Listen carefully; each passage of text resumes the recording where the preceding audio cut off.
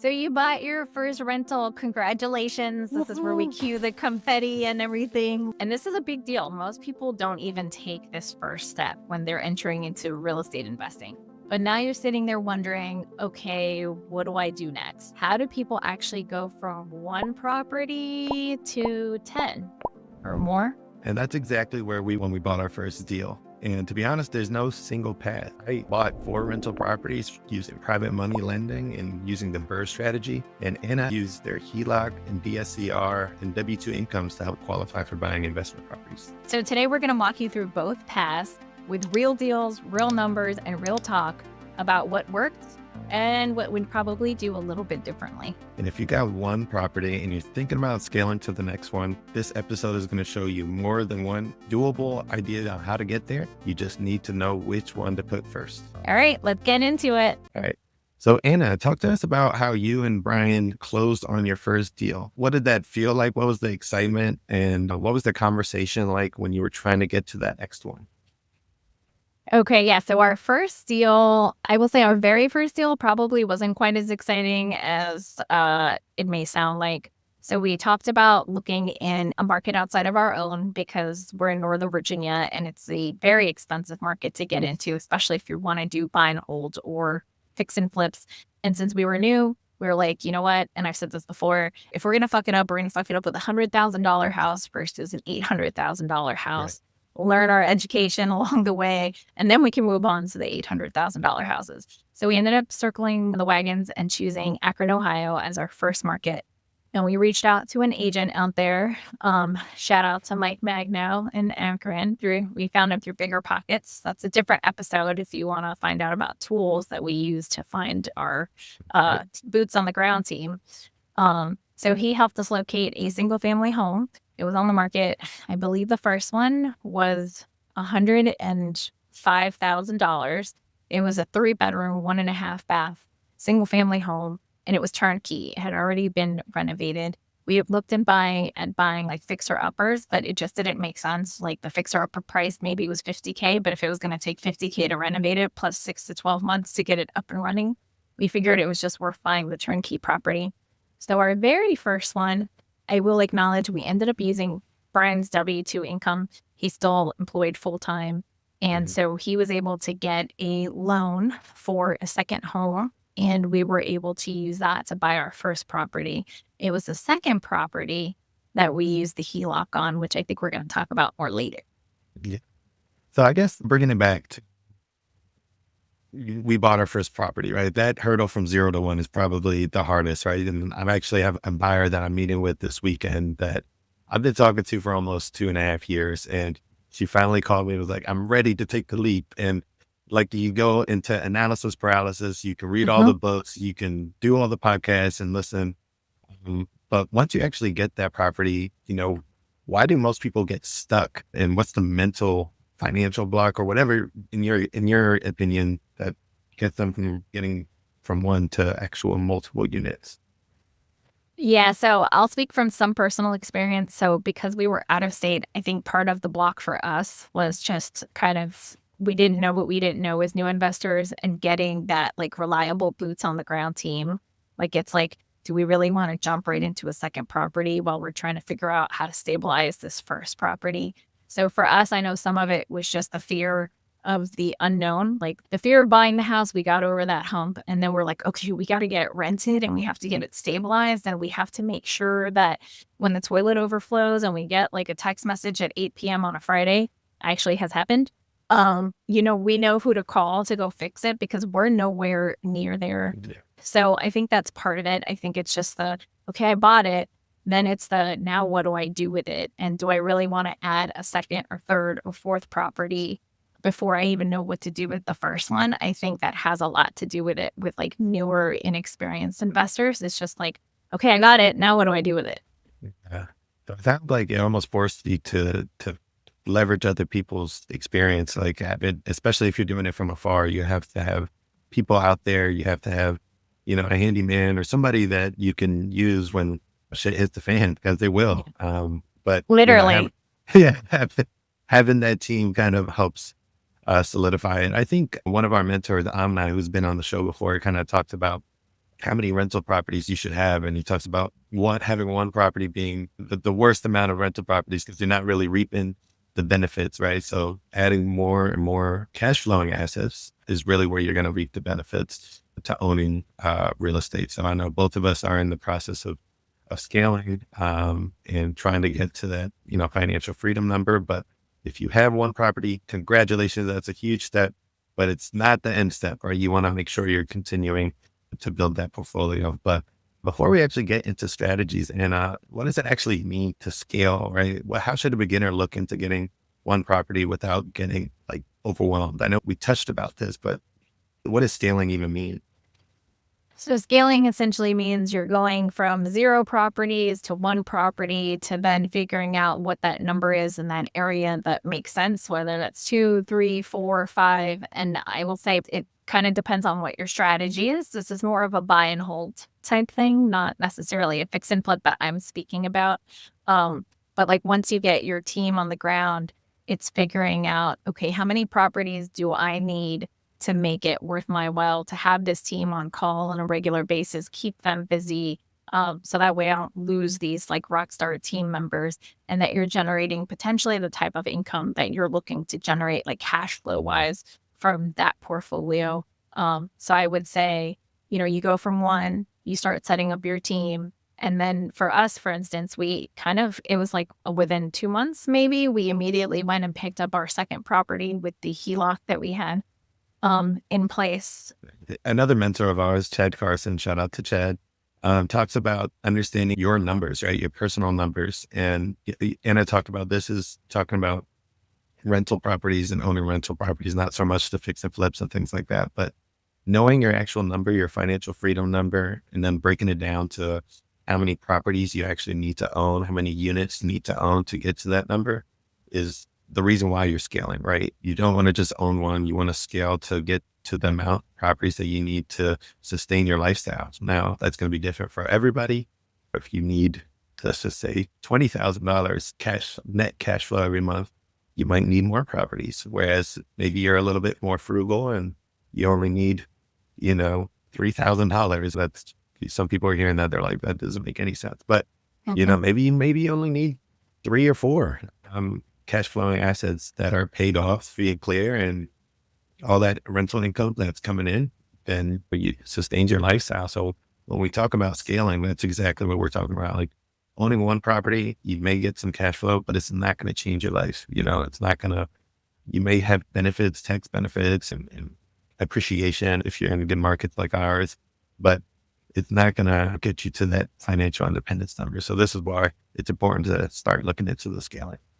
Yeah. I will also say now that I've had a second to process my brain, like to avoid some of that overwhelmed feeling. And we've talked about this before in many episodes, is finding a community, like circling yourself with other investors that have been there, done that, whether it physically in person or virtually through online communities, through Facebook groups. If you go on Facebook and look up like Akron real estate investing, or pick your whatever, fill in the blank with the market, real estate investing or real estate investment properties or whatever, you can usually find Facebook groups that are tailored to most areas that are investor friendly groups that are centered around real estate investing. And you can start becoming part of these communities, because that will, one, you won't feel overwhelmed. So that helps with the overwhelm, because there's other people going through the same things, or they've been through the same things that you've gone through. Mm-hmm. 2, when you start to meet other investors, especially if they're focused in similar areas as you are, like locality wise, a lot of times, with the exception of maybe a really good contractor, I feel like that's probably the one thing that most investors are like, don't touch my contractor. Sure. You can find references like, we have properties in Danville, Virginia. We've talked about this before too. It's 4 hours away. And I just got a maintenance request because they think there might be some mice in the property. I went to the Danville Facebook group that I'm a part of, and I looked up pest control. And there was a number of referrals from different people in the community for local pest control people, companies. I was able to Google search them. And then I was able to find one like within 10 minutes. So to avoid some of this overwhelm, I will say community is key, and inserting yourself, whether physically or virtually, into these communities will help with that overwhelm, with finding the right people, not feeling like you're alone. Yeah. It's a I big mean, deal. community is huge. We talked about this so many times on our show, but hearing what other people are doing that's working, what's not working. Anna has vetted me on the show and off the show of things that she wish she knew when she started. So even having like an accountability buddy that's in the trenches doing it can help save you time and money. So I agree that can help with being overwhelmed. Yes, for sure. Okay. All right, Nico. So now that we've talked about some of like the overwhelm and what things are, we're going to dive into the strategies and we're going to start with house hacking, which is something that you're doing right now with your primary residence. So let's dive into the details of house hacking. What is it? Why is it a good first move for an investor that's thinking about getting into real estate investing? And why don't you tell us a little bit about your setup and how you've got this house hacking thing working for you? So house hacking is such a tremendous tool if you're comfortable with doing it, right? So basically house hacking is using your primary residence wherever you're living and generating income from it. The most common way is renting out maybe a part of your rooms in your house for other tenants, renting out a basement, in our case, like a walkout basement and making it midterm rental. I've heard of people doing rent by the room. I heard of people if they have an ADU, an accessory dwelling unit, and renting that out. I've even heard people renting out one of their rooms as like a music studio or things like that. So the goal is to lower your generate income from your primary residence. You're going to be living there regardless, get income coming in. So it was huge for my wife and I when we were looking to buy a home. I read the house hacking book, went to Bigger Pockets, drank the Kool-Aid. I think the Cash Flow Breakfast Club talks about that being the first step in getting, Mhm. financial freedom is to lowering your housing expense because I believe it's 40% of your income on average that goes to housing, especially here locally. It is a little bit harder. So it made sense for us to do house hacking. And what made sense for us is we were looking for a home, the small multifamilies, which you can also do in house hacking, were just a little bit harder to find here locally. So initially that was my main focus. I was like, I got to get a duplex. I got to get a triplex. And it was just, I mean, full transparency. There are not many here in Montgomery County. And if they are, they're really priced high and it really doesn't make too much sense as a house hack. So since then, I shifted it a little and we were looking for single family homes with a walkout basement where you can potentially convert it to a mini apartment or essentially have its own unit and make it its own little duplex kind of thing. And it's been going great for us. It helps us out. Honestly, just you become an investor. If this is your first property or as an agent, as a investor, you learn so much from being a landlord on your own property, how to do tenant qualifications and things like that to make sure you're getting the right people in your home. But it's a tremendous tool if you're comfortable with renting out your primary residence. Some people, it doesn't make much sense whether your family is really big or you're just not comfortable with having somebody in the property. Um, so that, I guess, is house hacking and how it made sense for us. And then for your house hack though, and maybe I missed it, like what kind of tenants do you have? Like what does your house hacking situation look like? Yeah. So we decided to do midterm rental house hacking. So I'll briefly talk about midterm rentals is anywhere from 30 days to a year. And we really like that because it gave us a little bit of flexibility if we, weren't getting along with a tenant. It also, in my opinion, gave us a better quality tenant. So we use Furnish Finder for finding our tenants. And so far, so good. And we really enjoy all of our candidates that have been here. And that's the tool. That's the way we decided to go. Now you can do traditional long term. I've helped clients do a traditional long term and just rent out for a year or two, which is also great because there's essentially less vacancies and you have that steady, income coming in. But there's so many different ways. You can even Airbnb part of your house. I think that's more common if you have like a duplex or maybe an ADU, a separate unit. So it's okay that there's more turnover. But yeah, there's a bunch of different ways that you can do the house hacking route. Okay. And then we can move on to the next strategy, but that kind of inspired a slightly different question, but related. So for house hacking, do you find like if there is traditionally an added expense because they're furnished? I mean, even if they're a longer term rental, or no? I'm just in case someone's interested in house hacking so they understand what other costs may go into it. Yeah, great question. We decided to do furnished rentals because we were targeting people that were maybe in town for work. You know, they said midterm rentals are like traveling nurses or traveling professionals. We decided to do that. Now we got super frugal and we went on Facebook Marketplace, and a friend of mine sold me his couch because he was moving. Um, so you do things that you don't want to cheap out on is the bed, maybe blackout curtains, things like that, like the mattress.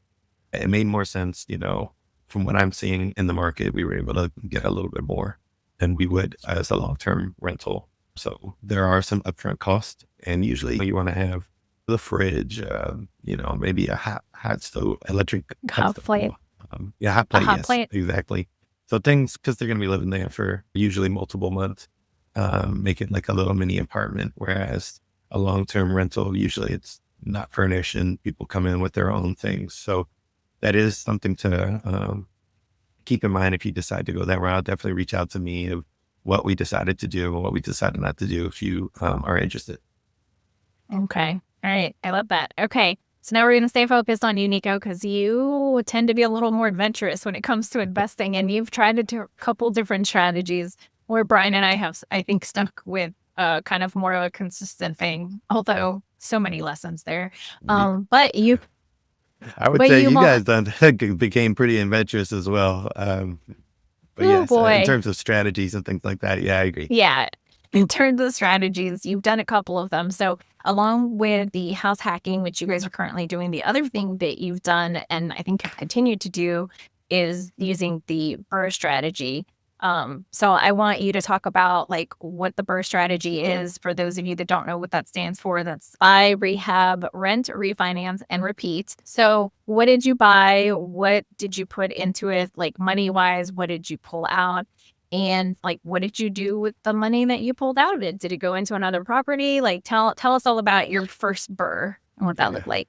So I think that the BRRRR strategy is the ultimate way that you're using to scale, right? We're talking about scaling this episode, and a lot of people like that method because you're able to recycle some, if not all of your initial investment if you're doing it correctly. Now, the BRRRR strategy has, full transparency, has become a lot harder within the last couple of years just because of home prices, interest rates, inventory, a lot of different reasons. But yeah, essentially you're buying an undervalued property, whether it's in personal distress, whether the home is in distress, you're making it pretty, and then you're renting it out and then refinancing. So um, I don't have the numbers of my actual properties off the top of my head, but the core idea is, when you're going to buy these properties, you're looking at homes that, in my case, where they needed a lot of work. So you're able to buy them at a significant discount where it makes sense to buy. So we've done plenty of episodes of deal finding off market deals. In my case, those were all off market deals and relationship deals that you're able to buy at a price that makes sense because you're going to have to put a lot of money in the rehab of these properties, right? And once you fix it up, it's essentially going to be worth more. So you're going to have to, I'm skipping a step actually, but you're going to rent it out. So you're going to learn the process of, yeah, if you're an agent, you're going to be doing tenant qualifications. You probably have done it for clients, but essentially you're going to be doing it on your own property, getting a good qualified tenant in there. And then you're going to refinance. So the refinance part is where people get, I guess, tricked up because there's a little bit of technicalities. You want to make sure that it's in the what's called seasoning period. I didn't know about that before, but usually when you buy a property, you need to wait. In my case, it was 90 days until I could refinance. Some lenders require 6 months. Some lenders require a whole year till you can actually refinance. But if you're in the investor community like Anna and I, you build relationships with lenders. They will generally lend 70 up to 75% of the ARV. So the ARV is the after repair value. So I'm going to use very easy numbers. You buy a property for $100,000. You put $30,000 in, and it's worth $200,000 now. you're able to get 75% of that in a cash out refinance, meaning at settlement date, they will write you a check for the difference. Now, the whole concept of the BRRRR strategy is you're able to get most, if not all, of your initial investment back. Now, those have been a lot harder. And in my experience, we've actually left money in the deal just so that it does cash flow, meaning all our rent is 3,000, our expenses are 2,500. So we're netting, I would say, about 200 on one of our properties. Being okay with, I guess, the perfect BRRRR is when you're able to get all your money back, or even sometimes get a check written back. So I do hear that there are markets where that makes sense. I personally have only invested locally, and I know Anna's done the BRRRR as well in Danville. So there's so many different ways that you can do it, but it's a great tool to use to scale to the next properties. Yeah, I will say we have done BRRRRs in Danville, which is, I'll say, a growing market. So I think that's finding a place like that to do I'll say a perfect BRRRR or a near perfect BRRRR is good. You can find some of these cash flow markets. I would say Akron is probably one of them where they're more cash flow than appreciation. And you just have to make sure you run your numbers really well, because like the appreciation in a lot of these markets that are cash flow markets isn't what you expect them to be. I think getting a perfect BRRRR in a market like ours, though, is a lot more difficult because just the price points are so Yeah. high out there. I think it's easier to do a BRRRR on lower price point markets, but they don't tend to appreciate as much. Yeah. And I didn't touch too much about it, but I use my dad as a contractor. So BRRRRs are, I wouldn't shy away from it if you are a newer investor, but it is, I would say, a little bit more complicated. There's more steps. So you do need to, usually it does need a good amount of work. So having a contractor on your side that is going to give you quotes and timelines that are realistic is so important. So yeah, I've been using my dad and our crews internally to try and minimize our actual cost for construction and things like that. So if you are decided you want to do that, you want to maybe network with contractors or network with fix and flippers or BRRRR investors locally to see the actual numbers and how it looks in your market. Yeah. And BRRRRing from a distance, which is what Brian and I have done, is significantly, that's another added layer to the BRRRR process, because with Nico's situation, one, it's his dad. So I don't think his dad's going to screw him, but like he can go to the work sites, he can see what's going on a regular basis. Whereas we were 4+ hours away, so we could not. And there was a lot of learning lessons there, because when you're not physically there to make sure they're doing everything the way that it should be done, you run into delays, you run into cost overruns. It is a lot harder to manage a BRRRR from a distance, in my opinion, than it is locally. Yeah. So having relationships are key when you're doing these. Whoops. Oh, all right. So Nico's done the house hacking, the BRRRR, and then let's touch a little bit on the private money lending side of things that you've used to fund your deals. I think some of this will tie back into some of the stuff you discussed with the BRRRR. But just kind of give everyone an idea, what's private money? Where do you find these kinds of lenders? And how do you structure a deal that works for everybody? Yeah. I think we've done a full episode on private money lending. So definitely, loop back with, I think it was with Darius, but it is another fantastic tool. So I read, I believe, another Bigger Pockets book, Raising Private Capital. So they always say in real estate, like if you find a good enough deal, the money will find you, right?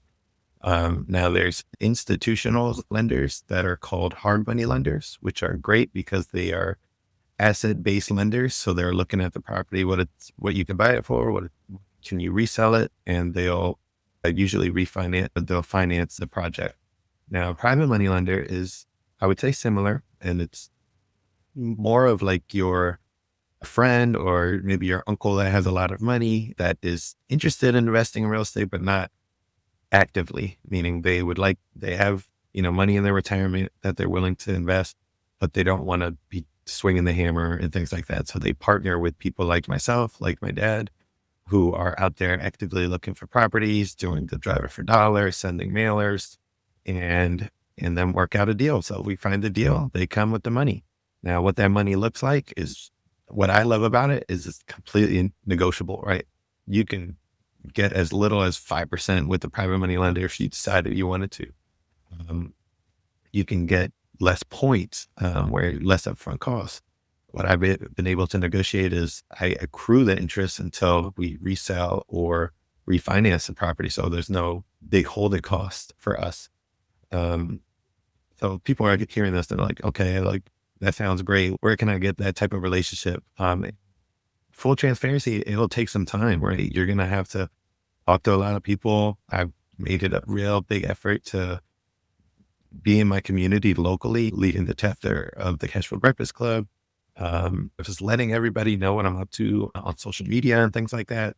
And then having these one-on-ones, whether it's a coffee date or things like that, to show why somebody would invest with you, right? Just like if you're going to a bank to get a loan, you need to show why you're a credible lender. Now you can give as much info as you want. So when I was early on, I was using a lot of like my dad's construction, and then I was known as a real estate agent. So I had access to the MLS. I would show why I thought this particular deal was a good deal, because we could buy it at X and we could resell it at X with real numbers, showing calculators, breakdowns, um, plan A, plan B, if we decided to keep it as a rental, which we ended up doing with our BRRRRs. But yeah, so how I found my private lender is through relationships. So my dad has a relationship with an attorney that we've talked about in the past. And he had a client that he worked with through an estate, ex-pilot, um, had a lot of money, actually retired, and didn't love the idea of real estate, but did not want to do any of it. So for me, it was a little bit different because I did have experience with my agent side. And then I also had my dad to leverage his experience when we do buy these properties. It's all in-house kind of thing.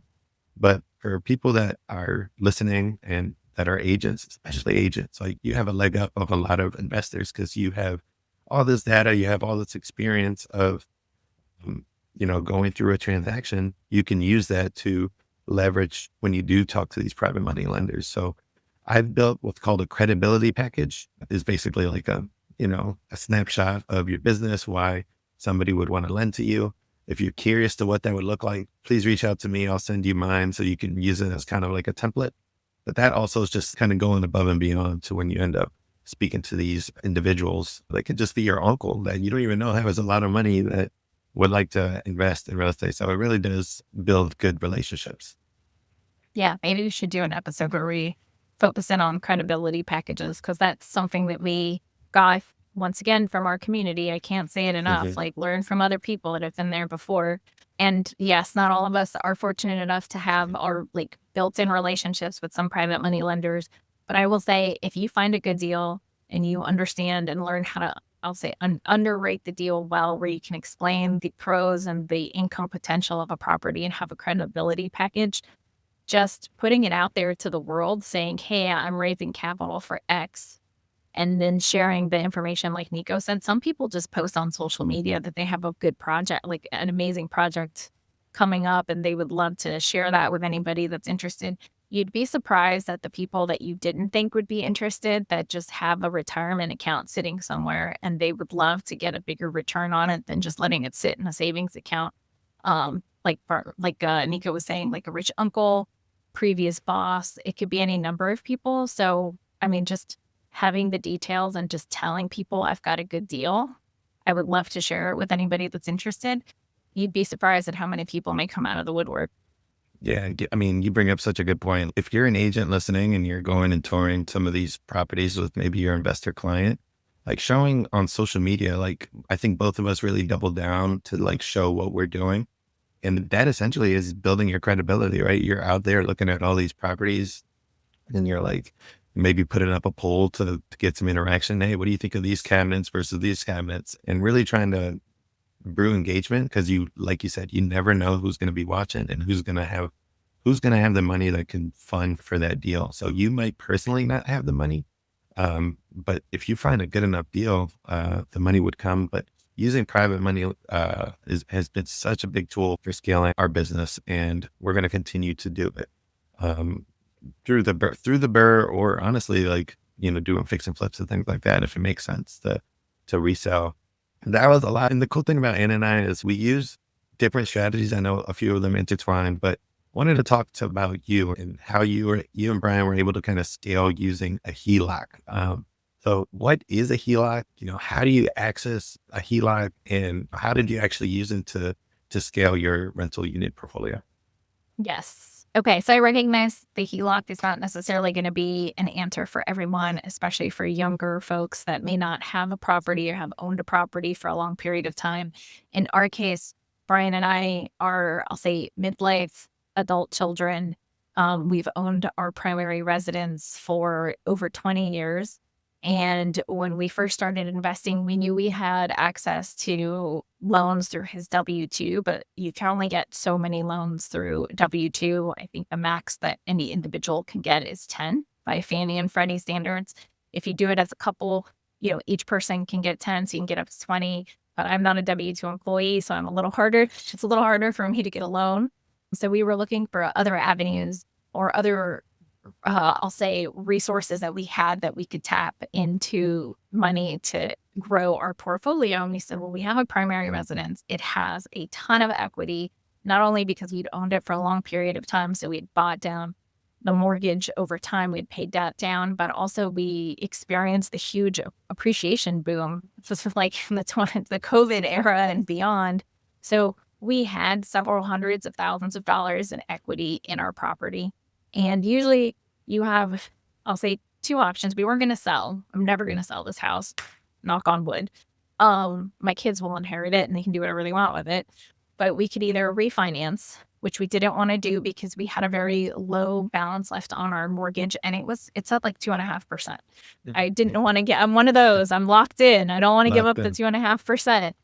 And so we didn't want to refinance. We didn't want to do what's called a cash out refinance, which some people do, especially if you're locked in at one rate and you can get a lower interest rate, that may make sense for you. For us, it did not make sense because we locked in during the era of 2.5% to 3% interest rates. So what we did is we looked into HELOCs, which are home equity lines of credit, which essentially is a loan against the equity in your property, so you can tap into that equity without actually selling or having to do a cash out refinance. We shopped around with some different banks that we had relationships with. And essentially, the bank will look at how much of a balance you have left on your first mortgage. They'll look at the market value of the property, and then they'll figure out what the delta is between those two. And then they'll usually loan you up to a certain percentage. Different banks have different percentages. Some will loan you up to, 70, 80, 90% of that equity value.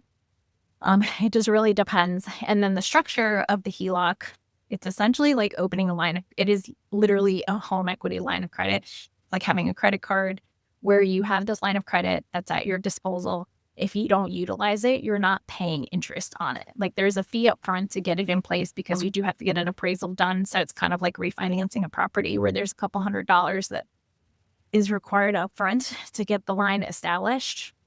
But once it's established, if you're not using it, you don't have to pay on it. It's once you start pulling money out of that line, just like you do with a credit card. And in our case, our particular HELOC is interest-only payments. Again, you have to figure out with your bank what different structures they have. Some HELOCs are principal and interest. Some are just interest. Ours specifically is a 10-year HELOC, so we can draw for up to the next 10 years. And during the next 10 years, we can pull money out, we can pay it back, we can pull money out, we can pay it back. And we're paying interest only on those monthly payments. And then at the end of 10 years, it converts into a fixed rate loan that I think goes on another 10 years. So essentially it converts into a mortgage against the house and it locks in at whatever the rate is at that time. Knock on wood, our intention is not to have a balance on it at the end of the 10-year draw period, so we won't have that to deal with. But we essentially got the home equity line of credit. And once you have that in place, we started looking for property. Once we had that in place, we started looking for more properties in Akron, Ohio as our testing ground as new investors. And we found another single family home. I think this one was 4-bedroom, 2-bath. And this one was a little bit more. I think you're like 110 or $112,000 for like a turnkey single family home. And so we submitted an offer and we made it a cash offer because with the HELOC, you essentially go to the bank and you basically tell them, I want to move this much money from my HELOC into my checking account. And they do the transfer. And then you essentially can wire transfer the funds from your checking account to the title company that's handling the closing. And so that's why it's considered a cash offer. And when they like record the deed on the property, there's no lien against the property because the money that was used to buy it is against the primary residence, not against the property that you actually bought. So that's what a HELOC is. Yeah. No, I mean, I've known how you and Brian were able to use this, which is, it's a great tool. So how you utilize it is you're buying properties cash. Like, why is that beneficial for you as an investor, actually buying these properties out cash? And I know that's not like the end strategy, right? You're ending up using it to buy it cash, and then you're doing a different strategy with refinancing. Yes. So initially we go in cash. One, we're tapping into a source of equity that we wouldn't be able to tap in otherwise. But the good thing about going in cash is we can close quickly. We don't have any finance contingencies in place. We can waive finance contingencies. We essentially can waive appraisal contingencies, and we can close basically as quickly as the title company can clear the title because we're doing it cash. The long pole on the tent is going to the bank and spending the 15 minutes to transfer it from the bank, from the HELOC to the checking account, from the checking account, wiring it over to the title company. Right. So if you put yourself in the seller's shoes, and we were just talking about this off camera, how competitive it is here locally, back to being competitive. Maybe it's the seasonality of real estate, but what did I say? Cash is king, right? So if you're getting multiple offers and somebody's like Anna and Brian are coming in, they put in an offer that says cash, essentially no contingencies, and they're more willing to maybe even go lower with you if they know that you're gonna go to the finish line with them. So it's a tool to essentially help you. And the cool part about it, Anna, is it's not money that's coming out of your pocket per se, right? You're using the equity in your home, and make sure that you're doing it safely, right? You're not doing it and buying a bad deal. But if you're buying a property that makes sense, you can use the money that it's in your home equity line of credit as cash, and essentially scaling your property portfolio that way. Yeah, exactly. And when we buy a property for buy and hold, when we underwrite it, of course, we underwrite it to cash flow, and we don't underwrite it to pay the interest only line of credit. We kind of figure what are the current interest rates. And if we were to refinance this property, which I think we're going to talk about next, then we want to make sure that we're underwriting or doing the numbers for this deal in such a way that it will cash flow enough money to cover that, not the interest only HELOC payment. Yeah. So yeah, exactly. And once you stabilized, so you bought this property, you stabilized it, meaning you got it rented, and maybe you have your property manager making sure that it's all taken care of. I wanted to talk, and I know we talked about the cash out refi, but and I'm not sure if actually you did that on this one, but you used the DSCR loan to refinance the property and pay back the HELOC. So talk to us about, for those who have never heard of the DSCR, what that looks like and how you were able to structure that to pay off your HELOC. Yeah, so the DSCR is a commercial loan product that's in a debt service ratio. Coverage ratio. Coverage ratio. So close. I was like, what are the letters?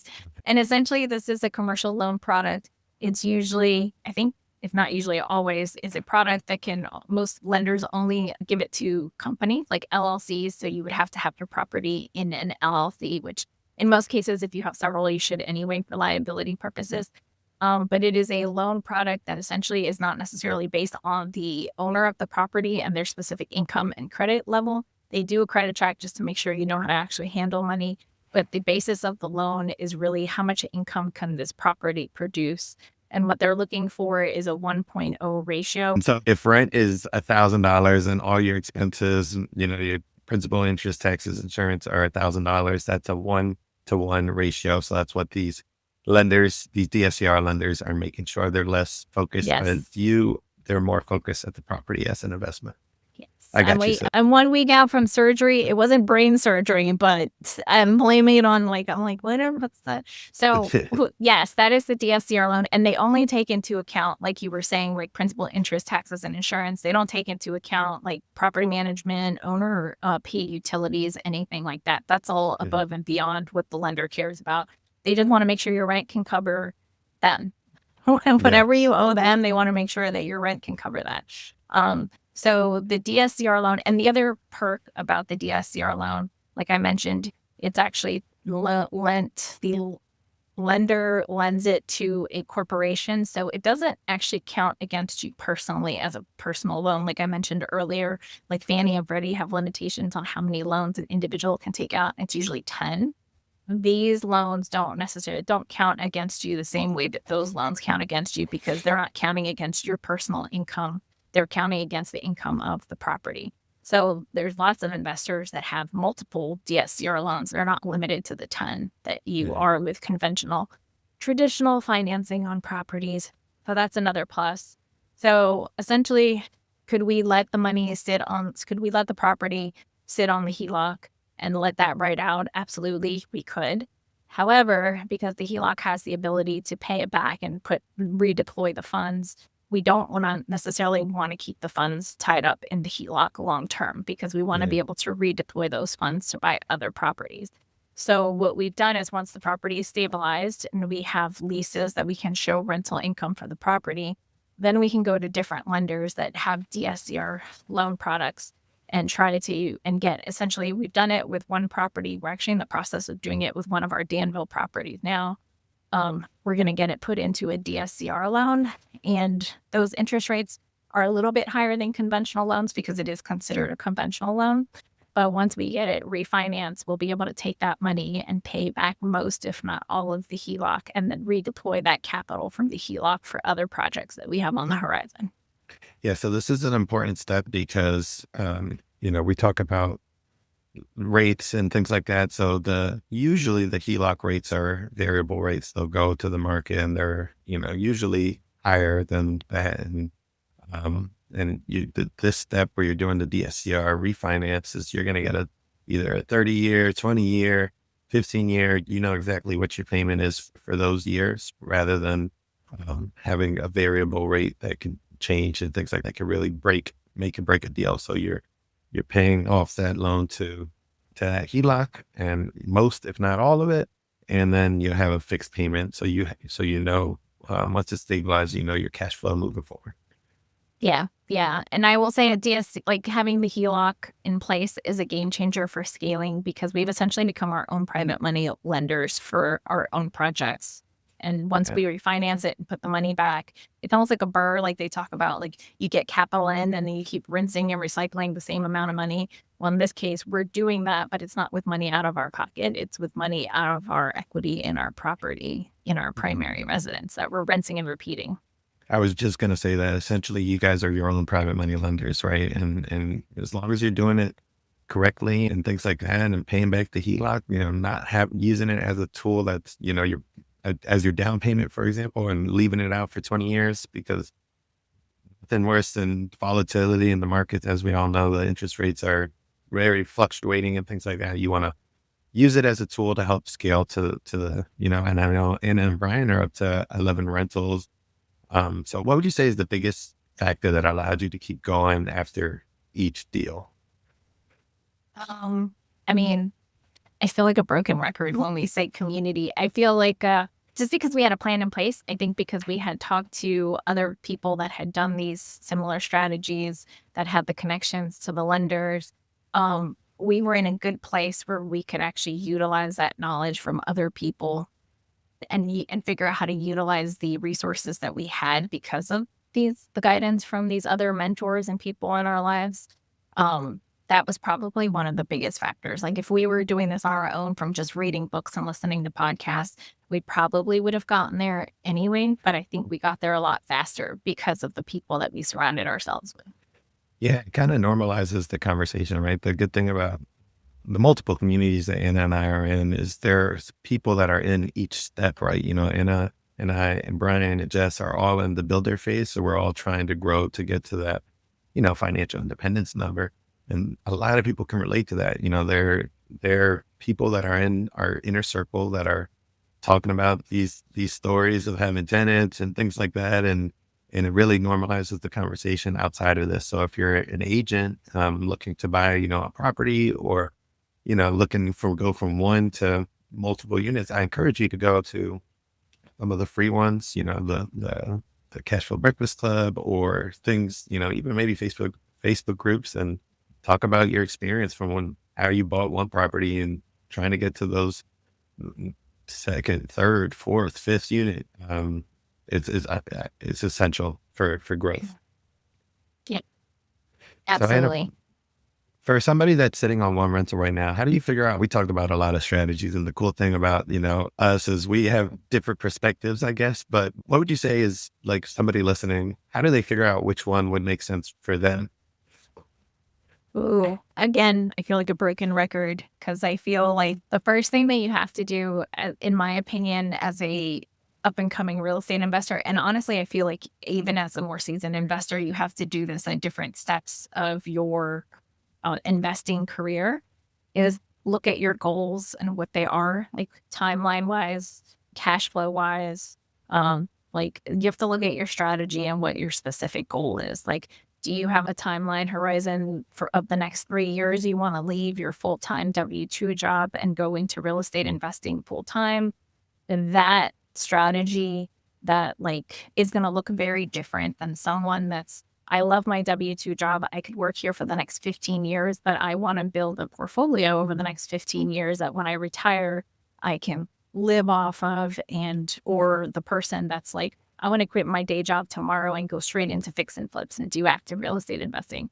I Mhm. feel like I don't have, it's probably a cop out. Some people might be like, that's not an answer, but honestly, it's figuring out what your monetary and your time goals are for real estate investing and then crafting your strategy around what those goals are.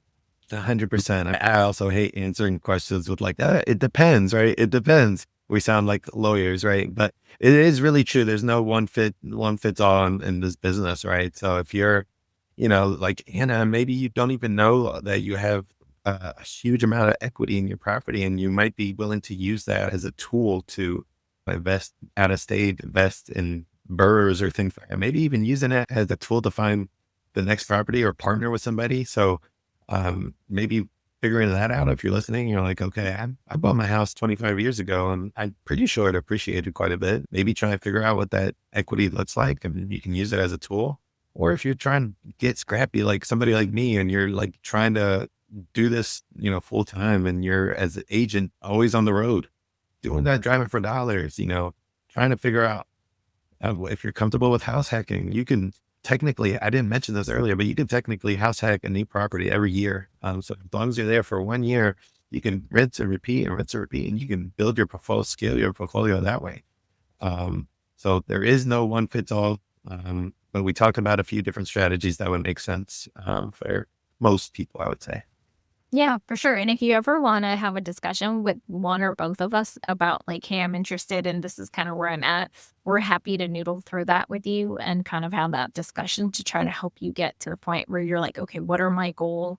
What are my resources that I have at my disposal? Because I talked about time and money, or time and monetary goals, but it's also about what resources do you have at your disposal right now. Like, you might not be 40 something with a house you've owned for 20 years. You might be in your 20s and you're just starting out. So your strategy is going to be very different because you might not have the same resources. Or I don't know, maybe you got a rich uncle that just left you a bunch of Yeah, money, and maybe you do. It yeah, all depends. that'd be nice. And right? So, Anna, let's do our quick rapid fire before I know Okay. we're running close on time. All So, right. what All is right. one number, Anna, in your opinion, that every rental property owner, now that they have one, that they should know before they actually go scale to the next second and third unit? Ooh. Let's see. What's one number that they should know? I think one number that they should know because they've already figured out their goals. If they are in a if their goal is cash flow, would be to know what that cash flow number is. Like every door generates X number of dollars in monthly cash flow. And that's your like floor. Like you're not willing to buy a property unless it meets that criteria, if that's what you're going after. That's exactly what I was going to say is understanding your cash flow, meaning what rent's coming in, what your expenses, including your mortgage, property and property manager, your CapEx and things like that. So it's different from the DSCR loan. It's your actual number and understanding that to see, all right, that, for example, $250 per unit. How many units do I need to get to that number that makes sense for me? So I think that number is very crucial. Yeah, I think so too. Okay, Nico. All right. What's the biggest mistake that you think people make when they're trying to fund their second deal? Oh, to fund. Okay. Mm, s- I would say this is unique to somebody that if they have their home equity line of credit and they're using it as a tool and not using it correctly. And when I say that is you don't want that money out long time. It's a great tool and Anna and Brian have used it. And the goal is to use it short term, not long term. And when we say long term, 10, 20, 30-year fixed mortgages are, the traditional where HELOCs, like Anna said, is a 10-year draw period.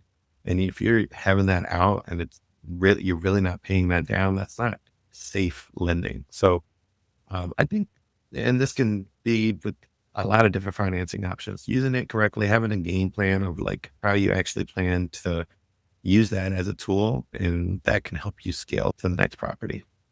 Yeah, I think one mistake, and then I think I've seen maybe we've been somewhat guilty of it ourselves, is you get excited after that first deal and you're ready to go for the second deal and you get overly ambitious with your numbers. I think that's one thing that I see. And then you go to get it funded. And this is where I do appreciate like hard money lenders. If you're getting a hard money loan to do it, is like they'll tell you, you're like, Not a this good isn't a deal. good deal.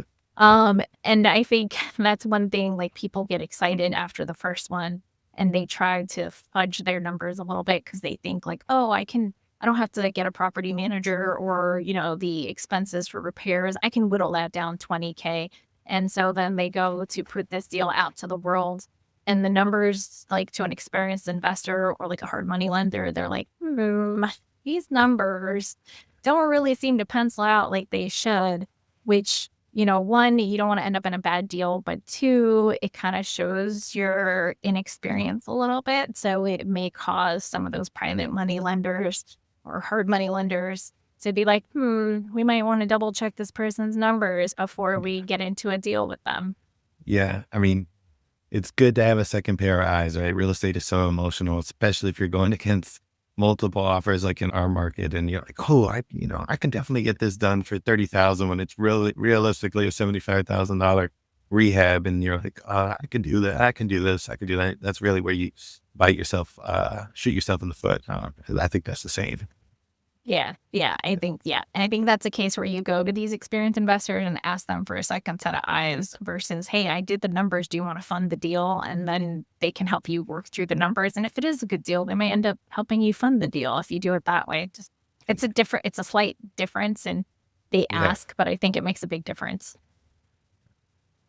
So, and the getting to a property is a big deal, right? Getting your first rental property. So if you're an agent listening, you got that first one. It's a huge hurdle. Like, so shout out to everybody who's buying a rental property. That's agents. You're helping all your investor clients do this. And then you actually took the step to buy your own rental property. But what is something that you would, now that you've been in the business for some time now, like what is something that you would tell yourself from settlement date when you got excited, you actually closed on that first rental to like what you know now, or if you could go back?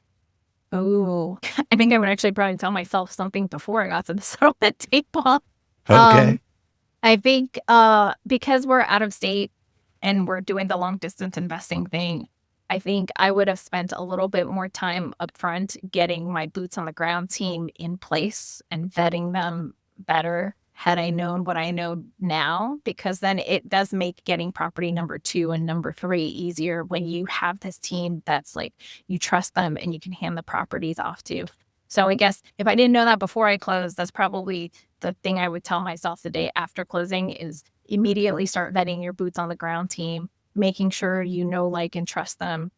So that way you can get that wheel spinning and you can feed them the next property and the next property. Once you get that like well-oiled machine going, um, you can keep going from there, because if you have any cogs in that wheel that aren't running like they should, it can definitely push, it could Yeah. definitely hang up your investing journey, because we personally didn't do it like I think we should have. And so, yes, we have 11 units right now. But we had to take a long pause probably for like the last year ish or so, because we had to stabilize the properties, because we didn't vet our boots on the ground team probably like we should have. And we had to go back and kind of start from the ground up and building systems and processes and putting the right people in place and making decisions, business decisions on how we wanted to handle those 11 units that we didn't do before. So we had to pause on the active buying side to go back and Mhm. fix what we didn't do well. And that's That's okay. my long-winded answer. And that's okay. I mean, stabilizing is just as important as acquiring more properties and making sure that your portfolio is running efficiently. But one thing that I would say for myself, when I bought my first investment property, like I knew it was a good deal, but I didn't really know why I was getting into real estate investing to begin with. Like I knew it Because was going to dad be a good said so. deal. Yeah, because my dad, exactly. Well, I knew that we can get it at a good price and I knew that it made sense. But actually understanding like, hey, what is my cash flow number that I really want out of this property? And then using that as a tool to get two, three, and four. Um, so just hindsight, that's something that, if anybody has bought a property, understanding like why are you getting into it? Like whether it's cash flow, whether it's equity, and then using that as a reason to scale to the next one. And maybe that even you might have to tweak your strategy because, in our area, it's usually an equity play. So maybe you have to do what Anna and Brian did and go out of state, out of market if you're actually looking for cash flow. Whereas if you're just looking to build that nest egg for 20, 30, 40 years when you decide you want to retire, maybe holding on to properties that are maybe breaking even. And you're just like, I know that these properties are appreciating 5, 6% annually. And so it really depends on your strategy, but that's something that I think you should think about when you buy that first one and thinking to scale it to the next one. Yes, I agree completely. Okay. Well, I think that's bringing us to the end. And if anybody is Yeah. listening and they want to run their own numbers, because we talked about like numbers for BRRRR strategy for DSCR loans, you need to go back and watch our previous episode where we talked about some of the free online calculators that we use to crunch some of these numbers. We'll make sure to put it in the show notes, run those numbers, figure out that strategy, and share it with us. Let us know like what strategy are you thinking and why. And if you need help, reach out, because we're here for that. Yeah, please reach out to us. Please like, share, subscribe. It really does help for the channel and comment. What do you want to hear? Again, you can reach out to Anna or me. Social media, you can reach out to me at N Garcia Official, and you can reach out to Anna at I'm Anna by like _realtor. Awesome. Well, tune in until the next one, guys.